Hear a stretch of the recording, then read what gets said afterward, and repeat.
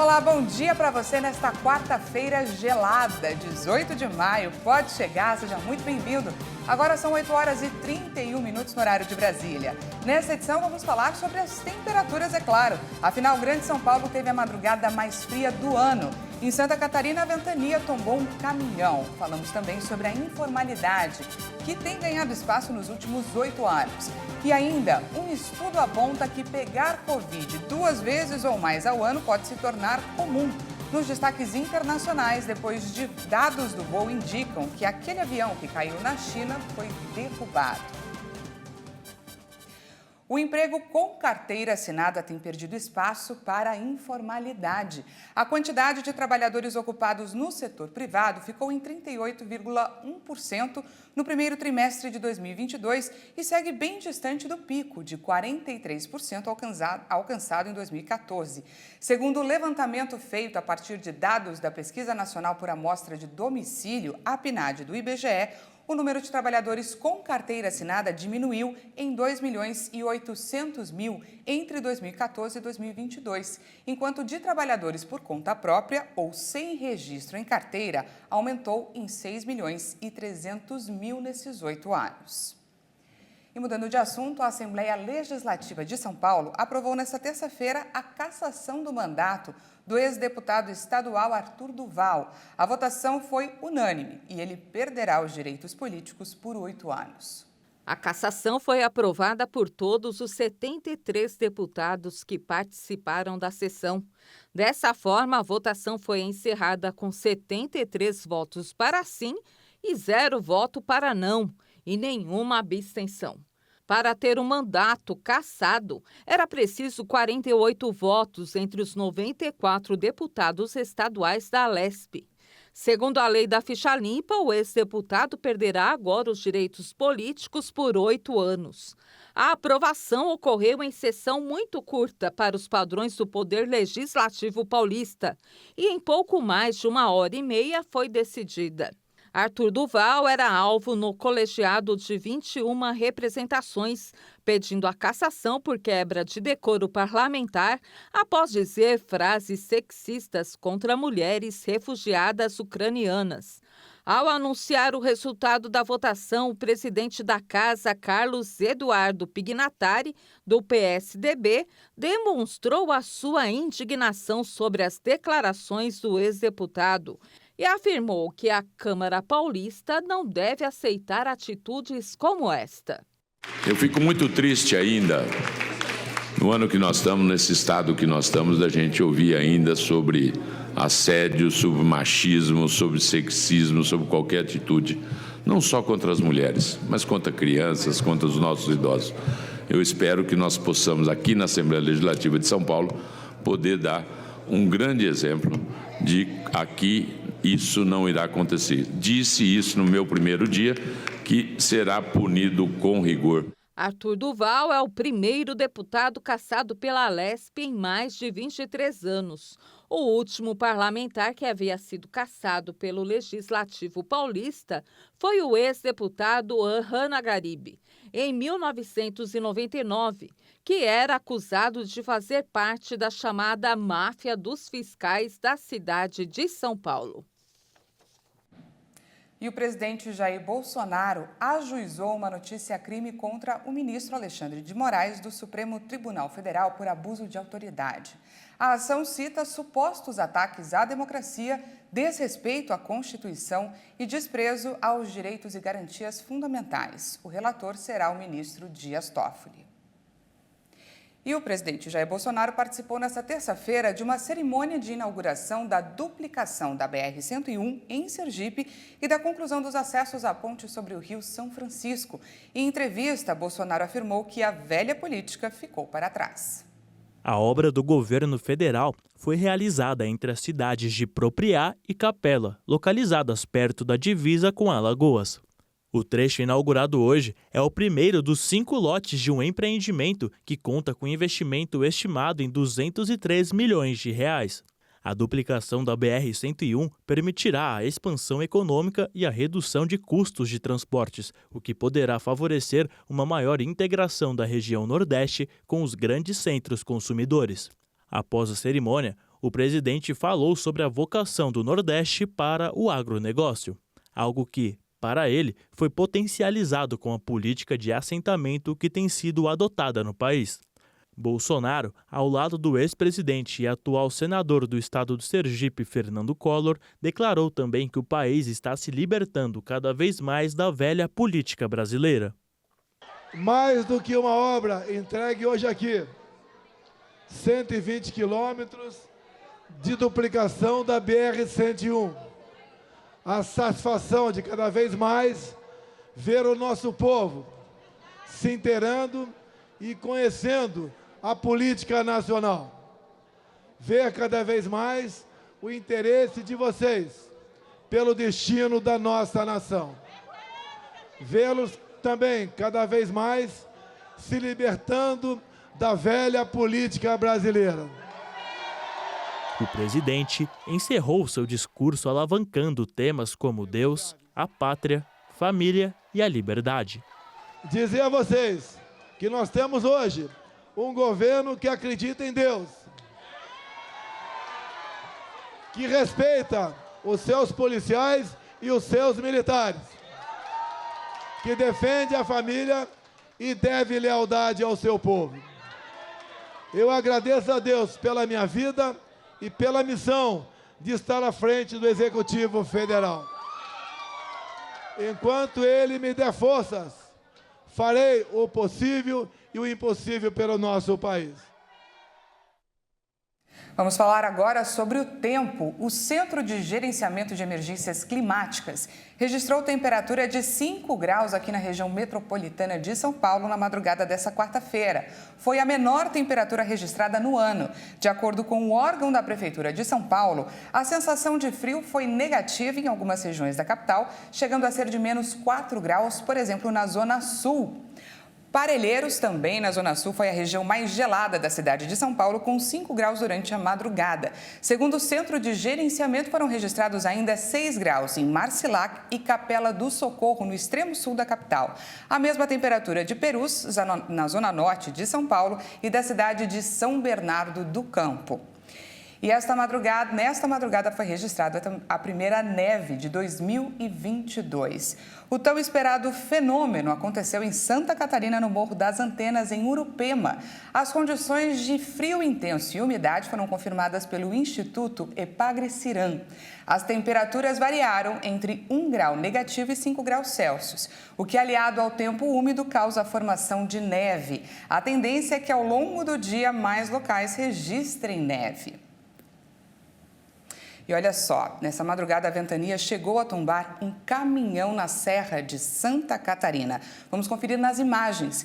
De acordo com a corporação, rajadas de vento de 157 km por hora conseguiram derrubar um caminhão que estava estacionado em um posto da Polícia Militar Rodoviária na Serra do Rio do Rastro, em Bom Jardim da Serra. Mas ninguém se feriu.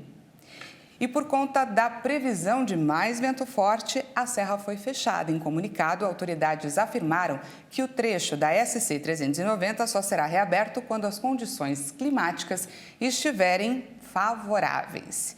E olha só, a tempestade subtropical Iaquecã, que se formou no Rio Grande do Sul e deixou as temperaturas próximas ali dos 5 graus, em ao menos 3 capitais, fez a quarta-feira começar gelada e com ventanias do sul ao sudeste. Vamos conferir a previsão para algumas cidades do país.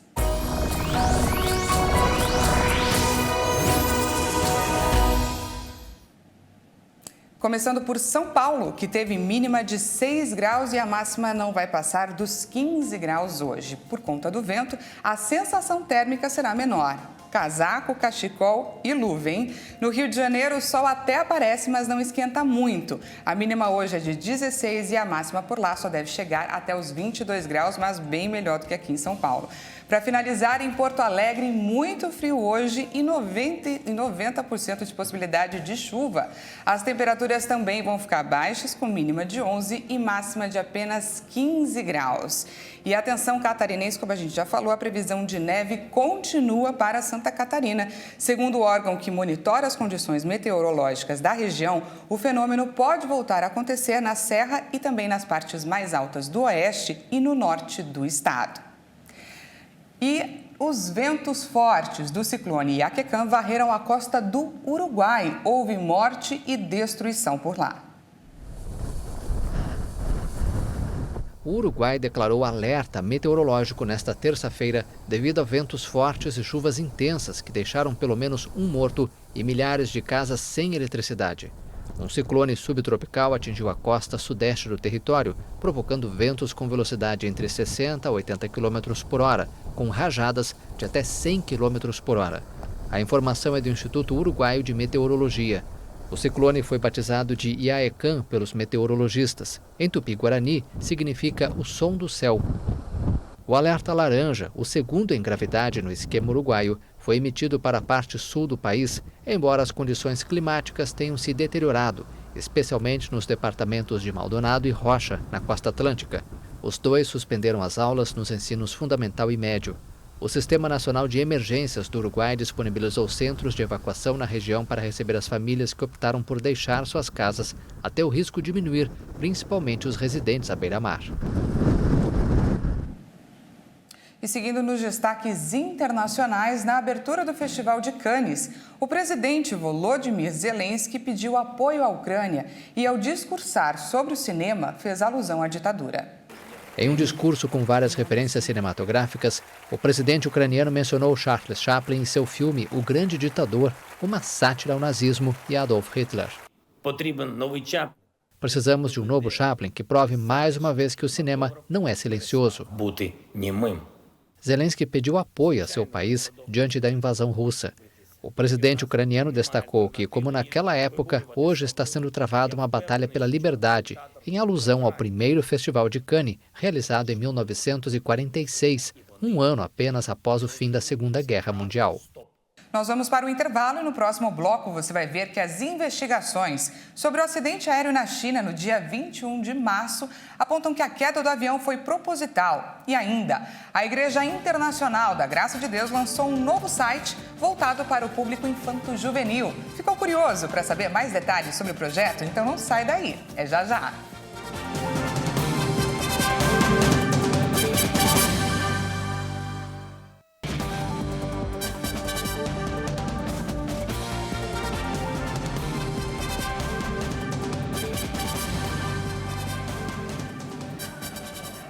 Seja bem-vindo mais uma vez, estamos de volta ao vivo, agora são 8 horas e 46 minutos no horário de Brasília.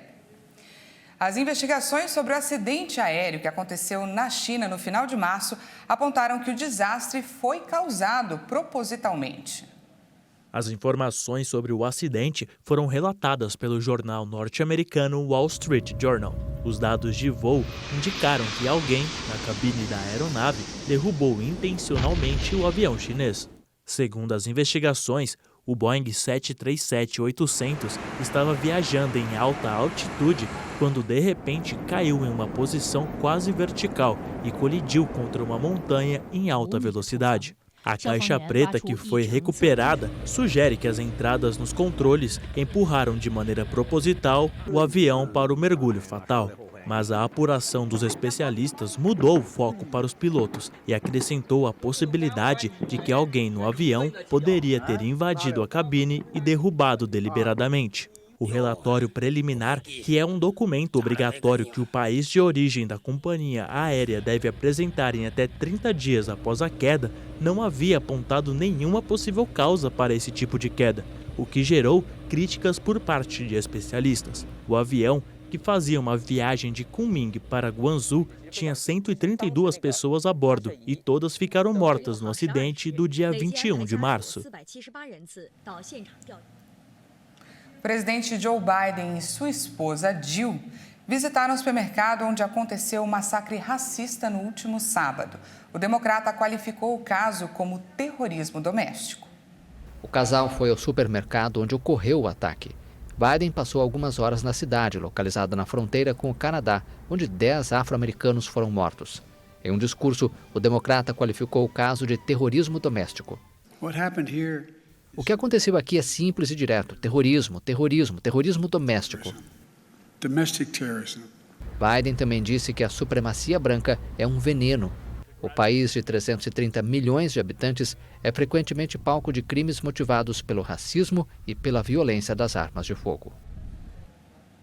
E mudando de assunto, enquanto o mundo assiste e vibra com a estabilidade e diminuição dos casos de Covid-19, um artigo publicado na revista científica Science afirma que pegar Covid 2 ou mais vezes ao ano pode ser comum com a variante Ômicron.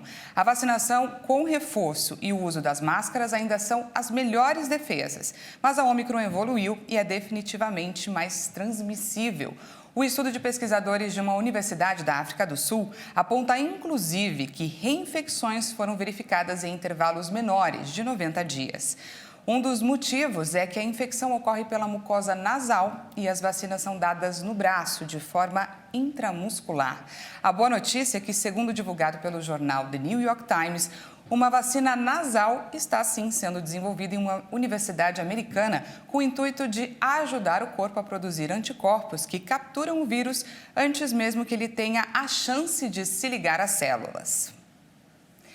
E embora a tendência da Covid no Brasil seja de estabilidade, o país registrou 229 mortes em 24 horas. A média de mortes pela doença está em 116 vítimas diárias. O país confirmou 229 mortes por Covid-19 em 24 horas. O total de óbitos pela doença desde o início da pandemia já chegou a 665.216. Também foram registrados 26.386 novos casos de Covid-19 em um dia. Ao todo, já são 30.728.286 diagnósticos confirmados. A média móvel de mortes chegou a 116 vítimas diárias. A curva apresenta tendência de estabilidade, com uma variação de menos 2% em relação a 2 semanas. A média de casos na última semana foi de 19.128 registros por dia. Os dados mostraram uma tendência de alta com uma variação de 21% em relação a 2 semanas. Vamos então dar uma olhada em como anda a vacinação contra o coronavírus aqui no Brasil? O país já aplicou mais de 435.680.000 doses de vacinas contra a Covid. Você confere agora o nosso vacinômetro. Segundo o Ministério da Saúde e as secretarias estaduais de saúde, a primeira dose foi aplicada em 83,41% da população, enquanto 77,48% dos brasileiros tomaram a segunda dose. E os que receberam a primeira dose de reforço chegam a 43,36% dos brasileiros. E a Agência dos Estados Unidos, a FDA, autorizou a dose de reforço da vacina da Pfizer para crianças de 5 a 11 anos, pelo menos 5 meses após completar o esquema vacinal. Aqui no Brasil, apenas a primeira e a segunda dose estão liberadas para essa faixa etária e mais de 12.100.000 crianças já completaram o esquema vacinal. E olha, medicamentos comuns para o tratamento de dores na região lombar podem, na realidade, converter o trauma provocado por uma torção em uma doença crônica. A afirmação vem de um estudo realizado nos Estados Unidos. Mais de 2.000 pessoas com fortes dores nas costas foram estudadas. Desse número, 460 que evoluíram para uma dor crônica. Aquelas que tomaram um anti-inflamatório não esteroide tiveram quase o dobro da probabilidade de desenvolver dor nas costas crônica quanto as que tomaram outro remédio. O trabalho teve início quando os pesquisadores começaram a procurar marcadores moleculares no sangue que pudessem prever quais dos pacientes teriam dor que diminuiria em pouco tempo e quais teriam dor persistente. Para realizar o experimento, o grupo tinha amostras de sangue de 98 pessoas colhidas em 2 momentos diferentes. O primeiro quando elas sentiram dor pela primeira vez e o outro 3 meses depois. O grupo que relatou o desaparecimento da dor teve uma inflamação rápida e intensa. fazendo os marcadores de inflamação diminuírem no decorrer dos 3 meses seguintes. Aqueles em que a dor persistiu não tiveram essa reação. O uso de anti-inflamatórios não é prejudicial no curto prazo, mas o novo estudo, embora não comprove que o uso de longo prazo é prejudicial, revela que esses fármacos não trazem benefícios à saúde. Alguns especialistas médicos recomendaram a cautela na interpretação dos resultados e recomendam que as pessoas comecem a realizar o tratamento com exercício, fisioterapia, tratamento de calor ou massagem, evitando assim o uso de medicamentos analgésicos. E para quem já começa a entender a vida, a Igreja Internacional da Graça de Deus lançou um novo site voltado para o público infanto-juvenil. O Graça Kids vai levar para as crianças e para os adolescentes mensagens de fé e ensinamentos da Bíblia. A equipe se preparou com muito trabalho e dedicação. O resultado chegou e foi apresentado em grande comemoração. Nós entendemos que existe uma demanda muito grande no Brasil de conteúdo evangélico para a criança. Então, se você for pesquisar, não tem um site onde as crianças possam entrar e ler matérias que falem sobre a fé e aprenda também sobre as coisas do mundo, exemplo, lugares, animais. Então, a gente resolveu reunir tudo isso numa plataforma, onde a criança possa entender sobre a fé, se divertir e aprender. Então, esse é o objetivo da Graça Kids, né? É levar a fé aos pequeninos, mas também que eles conheçam tudo ao seu redor.